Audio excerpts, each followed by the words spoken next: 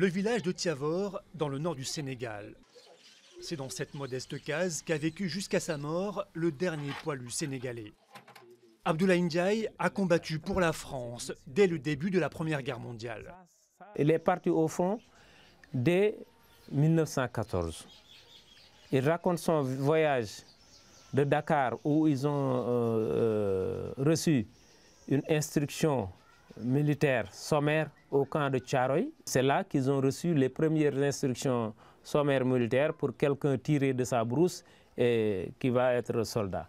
Abdoulaye Ndiaye a tout juste 20 ans quand il est envoyé sur les fronts de la Somme, au chemin des Dames ainsi qu'à Verdun. Il est grièvement blessé durant les combats. À la fin de la guerre, il est renvoyé au Sénégal avec une modeste pension et un pass SNCF qui ne lui servira jamais. Ce que je sais, c'est qu'il était honoré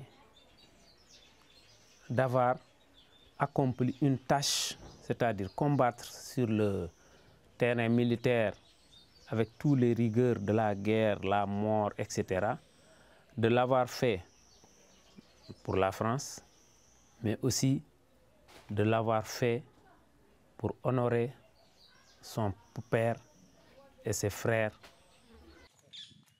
Abdoulaye Ndiaye est décédé quelques heures avant de recevoir la médaille de la Légion d'honneur à l'âge de 104 ans. C'était en 1998. Elle lui a été remise à titre posthume. Tout ce qu'il gagnait, il le redistribuait. C'est pour ça qu'il n'a pas laissé beaucoup. Quand il recevait sa pension, il la partageait avec les autres dans la matinée. En guise de dernière volonté, il avait demandé à la France de faire un geste pour son village. La piste des tirailleurs a été inaugurée en 2002. Aujourd'hui, sa famille demande juste à ce que cet héritage soit entretenu.